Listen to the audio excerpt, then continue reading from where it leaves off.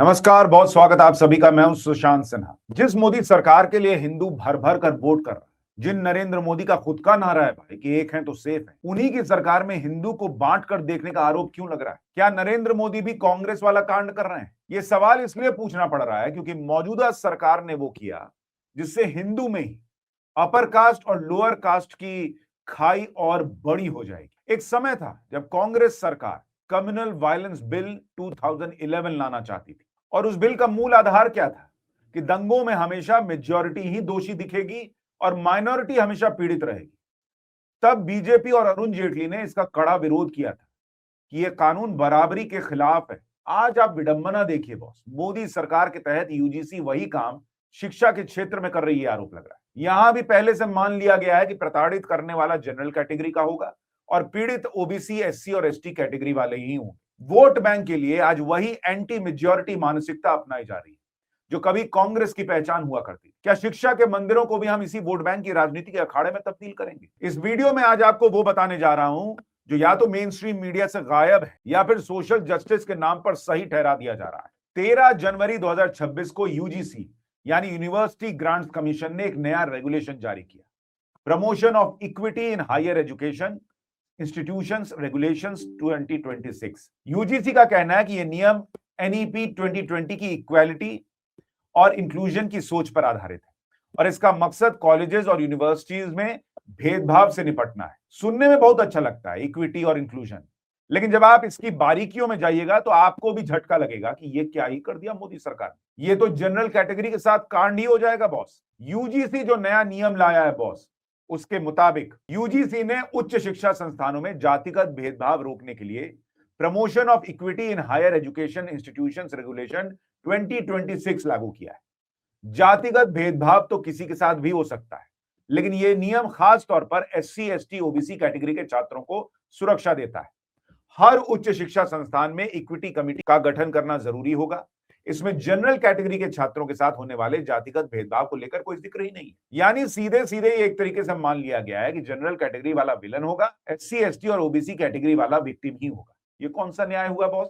क्या तिलक, तराजू और तलवार, इनको मारो जूते चार जैसे नारे इस देश ने नहीं सुने हैं क्या? क्या इस तरह की सोच इस देश में है ही नहीं क्या? क्या ये जनरल कैटेगरी के छात्रों के साथ भेदभाव होने की गुंजाइश नहीं दिखाता है? फिर भी अगर जनरल कैटेगरी के छात्रों को कोई प्रोटेक्शन नहीं मिलता है तो क्या एससी, एसटी और ओबीसी वोट बैंक के लिए सब नहीं हो रहा है? यूजीसी कहता है कि यह नियम भेदभाव मिटाने के लिए, लेकिन भेदभाव किसके साथ? नियम कहता है कि भेदभाव केवल एससी, एसटी, ओबीसी और इकोनॉमिकली वीकर सेक्शन और दिव्यांगों के साथ हो सकता है। यानी अगर किसी यूनिवर्सिटी कैंपस में किसी जनरल कैटेगरी के छात्र के साथ उसकी जाति को लेकर अपमानजनक व्यवहार होता है तो यूजीसी की नजर में वो भेदभाव नहीं है क्या? यही नहीं, इस नियम में जेंडर की परिभाषा न्यूट्रल रखी गई है। पुरुष, महिला, थर्ड जेंडर तीनों को सुरक्षा दी गई है। लेकिन जब बात कास्ट की आई तो यूजीसी की न्यूट्रलिटी गायब हो गई। क्या एक शर्मा, सिंह, चटर्जी, इन लोगों के सरनेम वाले छात्र भेदभाव का शिकार नहीं हो सकती? यूजीसी कंफर्म है। यूजीसी ने हर कॉलेज और यूनिवर्सिटी में ये चीजें अनिवार्य कर दी। ईओसी यानी equal opportunity centre, equity committee, 24/7 helpline, तय समय में शिकायत निपटाने की व्यवस्था होगी। इन संस्थाओं को यह अधिकार दिया गया है कि ये व्यवहार पर नजर रखेंगे, शिकायतों की जांच करेंगे और कार्रवाई की सिफारिश करेंगे। यानी अब कैंपस सिर्फ पढ़ाई की जगह नहीं बल्कि निगरानी और जांच का केंद्र भी बनता जा रहा है। आज के सोशल मीडिया के दौर में जहां ब्राह्मणवाद के नाम पर खुलेआम नफरत फैलाई जाती है, क्या उन्हें सुरक्षा की जरूरत नहीं है? जेएनयू जैसे देश के सबसे बड़े संस्थान में साल दर साल Brahmins go back, Brahmin Baniyan, we are coming for you के नारे जातिवादी नहीं है क्या? लेकिन एक रहोगे तो सेफ रहोगे वाली सरकार के लिए मुद्दा नहीं है क्या? क्योंकि upper caste Hindu vote bank में तो गिना ही नहीं जाता। वो तो बाय डिफॉल्ट बीजेपी को वोट देने वाला मान लिया गया है। किसी मंदिर से गबन नहीं होता, किसी लाउड स्पीकर से इसको वोट कहां डालना है ये बताया नहीं जाता। वो तो जाएगा और बीजेपी को चुन के आ जाएगा, मान लिया गया है। खैर, मुद्दे पे लौटते हैं। यूजीसी का नया नियम मानकर चल रहा है कि जनरल कास्ट सिर्फ अपराधी हो सकता है, पीड़ित नहीं। यही हर तरफ चर्चा हो रही है, यही सवाल उठ रहा है, क्योंकि वेस्ट अब तक भारत के शिक्षाविदों को यही सिखाता आया है। इस नियम की सबसे गंभीर कमी यह बताई जा रही है कि एससी, एसटी की कोई झूठी या दुर्भावनापूर्ण शिकायत पर कोई सजा तय ही नहीं की गई।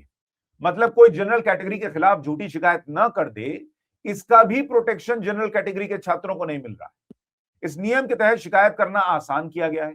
आरोपी के लिए नुकसान बहुत बड़ा है, बदनामी, पढ़ाई और नौकरी पर असर होगा। मानसिक तनाव और कई मामलों में जेल तक जाने की गुंजाइश है। नियम मानकर चलता है कि एससी एसटी की शिकायत अपने आप में सही ही होगी और जनरल कैटेगरी वाला शुरू से ही दोषी है। यही वजह है कि इसे ड्रैकोनियन लॉ कहा जा रहा है। सबसे डरावनी बात यह है कि इस पूरे रेगुलेशन में झूठी शिकायतों यानी फॉल्स कंप्लेंट्स के खिलाफ एक शब्द नहीं है बॉस। अगर कोई द्वेषवश किसी जनरल कैटेगरी के छात्र या प्रोफेसर पर झूठा आरोप लगा दे तो आरोपी के पास बचने का क्या रास्ता है, ये कौन बताएगा? ऐसा करना उस सच से आंखें चुराना है जिसकी परतें अब खुलने लगी हैं। जबलपुर में जनवरी 2025 में एक वर्कशॉप के दौरान हाईकोर्ट के जज विवेक अग्रवाल ने इस बात पर बहुत बड़ी बात कही थी। उन्होंने चेतावनी दी थी कि एससी एसटी एक्ट का भयानक दुरुपयोग हो रहा है। उन्होंने कहा था कि अगर हमें अधिकार मिले हैं तो हमारी जिम्मेदारी भी है कि किसी निर्दोष को सजा न मिले। उन्होंने उन मिडलमैन का भी जिक्र किया था जो सरकारी मुआवजे के लिए लालच में झूठे एससी एसटी के केस करवा देते हैं। ये एक जज ने कहा था बॉस। और जज साहब जो बोल रहे हैं, ऐसे में कुछ केसेस को भी याद दिलाता हूं आपको। सुभाष काशीनाथ महाजन केस, जिसमें कोर्ट ने कहा कि निर्दोषों को ब्लैकमेल करने के लिए कानून का दुरुपयोग हो रहा है, मनमानी गिरफ्तारी पर रोक लगनी चाहिए। विष्णु तिवारी केस, जिसमें जमीन विवाद में एससी एसटी एक्ट और रेप का मामला लिखा गया। 20 साल बाद निर्दोष बताकर बरी करते हुए कोर्ट ने इसे जमीन विवाद के कारण लगाया गया झूठा केस और न्याय की विफलता बता दी। रामदास बनाम महाराष्ट्र केस, जहां कोर्ट ने माना कि हर आपसी झगड़ा जातिगत अपमान नहीं होता और आरोपी को बरी किया गया। डॉक्टर विलास पांढरे केस, कोर्ट ने इसे कानूनी प्रक्रिया का दुरुपयोग बताया और जहां प्रशासनिक रंजिश के कारण डॉक्टर पर झूठा केस किया गया। हितेश मेवाड़ा केस, कोर्ट ने एफआईआर रद्द करते हुए कहा कि निजी स्वार्थ और दबाव बनाने के लिए एससी एसटी कानून को हथियार की तरह इस्तेमाल किया जा रहा है। यानी ऐसे अनेकों मामले हैं जिनमें एससी एसटी एक्ट का दुरुपयोग होने के केस कोर्ट में साबित हो चुके हैं। लेकिन मौजूदा सरकार को यह नहीं दिखता। कौन कहता है कि एससी एसटी और ओबीसी भाइयों बहनों को प्रोटेक्शन मत दीजिए, लेकिन जनरल कैटेगरी वाले क्या गुनाह किए हैं बॉस? उसका प्रोटेक्शन लेयर कहां है? जो सबको दिख रहा है वो यूजीसी को और सरकार को नहीं दिख रहा है। और आज की डेट में आप क्या माहौल बना रहे हैं कैंपस कि general category, SC ST, OBC, क्या इनमें दोस्ती भी ना हो?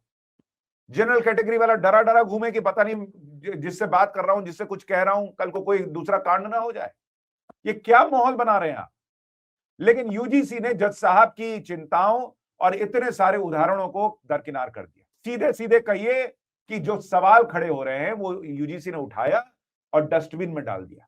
क्योंकि नए नियमों के मुताबिक शिकायत मिलते ही 24 घंटे के भीतर कमेटी की बैठक होगी, 15 दिन में रिपोर्ट देनी होगी, आरोपी को अपनी बेगुनाही साबित करनी होगी, जबकि शिकायतकर्ता पर सबूत देने का कोई बोझ ही नहीं है। ये ड्यू प्रोसेस नहीं है बॉस, बल्कि सोशल ट्रायल है एक तरीके का। ड्यू प्रोसेस और सोशल ट्रायल को समझना है तो जरा ये वीडियो देखिए। Whoever being a public servant but not being a member of a scheduled caste or a scheduled tribe willfully neglects his duties required to be performed by him under this act, and the rule made thereunder shall be punishable with imprisonment for a term which shall not be less than 6 months but which may extend to 1 year. सोचिए उस इंसान पर क्या गुजरी होगी जिसे बिना किसी सबूत के 2 साल से ज्यादा जेल में सड़ा दिया गया। एससी एसटी एक्ट लगा, 32 गवाह बनाए गए, पर कोर्ट में एक भी गवाही देने नहीं आया। और हद तो तब हो गई जब खुद जज हैरान रह गए कि एसएचओ के पास दिखाने को एक कागज नहीं था। गुस्से में जज ने एसएचओ से पूछा कि तुम भी एससी हो क्या जी? उसने हाँ कहा तो जज ने बस इतना कहा कि फिर तो तुम्हें कायदे कानून से क्या मतलब होगा। अभी जनरल कैटेगरी के साथ अन्याय की ये कहानी यहीं खत्म नहीं होती। यूजीसी ने इन नियमों को लागू करने के लिए इक्वल अपॉर्चुनिटी सेंटर्स बनाने की बात कही, जिसमें सिविल सोसाइटी और एनजीओ को शामिल किया जाएगा। अब यहां खेल समझिए। इक्वालिटी लैब्स जैसे संगठनों का नाम आपने सुना होगा। ये वही संगठन है जिन पर अमेरिका में बैठकर भारत के खिलाफ प्रोपेगेंडा फैलाने का आरोप लगता है। हाल ही में रटगर्स यूनिवर्सिटी की एक रिसर्च आई, इसमें पाया गया कि कैसे डीईआई यानी diversity, equity and inclusion programs के जरिए ब्राह्मणों के खिलाफ वैसी ही नफरत भरी जा रही है जैसी नाजियों ने यहूदियों के खिलाफ भरी। जब कैंपस में ऐसे एनजीओ घुसेंगे तो वो शिक्षा देंगे या समाज को आपस में लड़ाएंगे, ये सवाल उठ रहा है। एक बात जिसका ध्यान रखना जरूरी है कि यूजीसी की ये नई गाइडलाइन सीधे सीधे जनरल कैटेगरी के बुनियादी हकों की हत्या कर रही है। संविधान का आर्टिकल 14 कहता है कि कानून की नजर में सब बराबर है, पर यहां बराबरी खत्म नहीं कर दी गई। फिर आता है आर्टिकल 15 जो कहता है कि किसी के साथ जाति के आधार पर भेदभाव नहीं होगा। यहां तो सरेआम भेदभाव हो रहा है। और हद तो तब हो गई जब आर्टिकल 19A को भी ताक पर रख दिया गया, यानी अब हमें अपनी बात कहने और अपनी राय रखने की आजादी है या नहीं।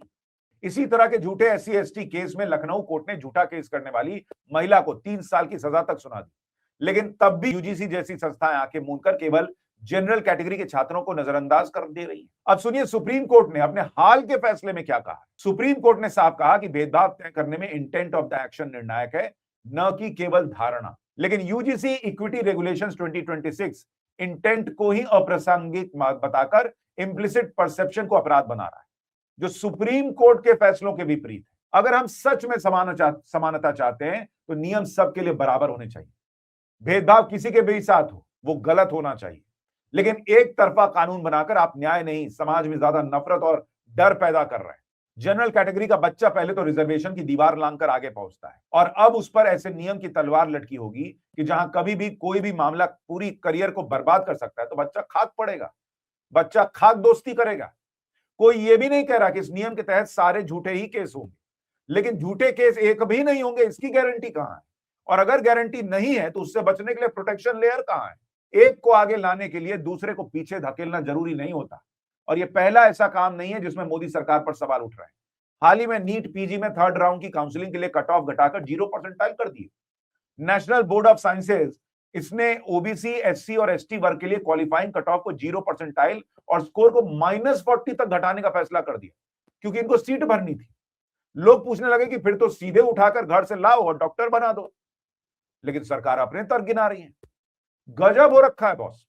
कोई नहीं पूछ रहा कि समानता लाने की इस कोशिश में कहीं हम कैंपस को बांट तो नहीं रहे।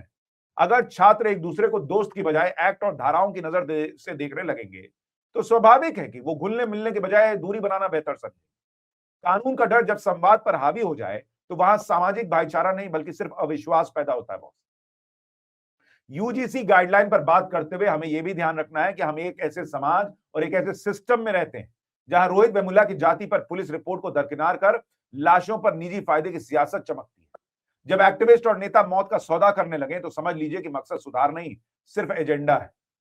हमें जागना होगा, पूछना होगा कि क्या हम अपने आने वाली पीढ़ियों को एक ऐसा सिस्टम देना चाहते हैं जहां मेरिट से ज्यादा आपकी जाति और आपका विक्टिम कार्ड मायने रखेगा? क्या सबके लिए बराबरी नहीं होनी चाहिए? क्या SC ST और OBC समाज से आने वाले भाइयों और बहनों को यह अच्छा लगेगा कि उन पर इस तरह से शक की निगाह से देखा जाए कि सच में सही में शिकायत जो है वो सच्ची है या नहीं? क्या उन्हें ठीक लगेगा कि जनरल कैटेगरी को इससे बाहर रखा जाए? क्या नए इंडिया की यही पहचान बनानी है हमको? कहां है समानता का तराजू? और क्या ये हिंदू को बांटने जैसा नहीं है? ये नरेंद्र मोदी सरकार को भी सोचना चाहिए। आपकी राय क्या है? कमेंट जरूर कीजिएगा, वीडियो को लाइक और शेयर कीजिएगा। नमस्कार।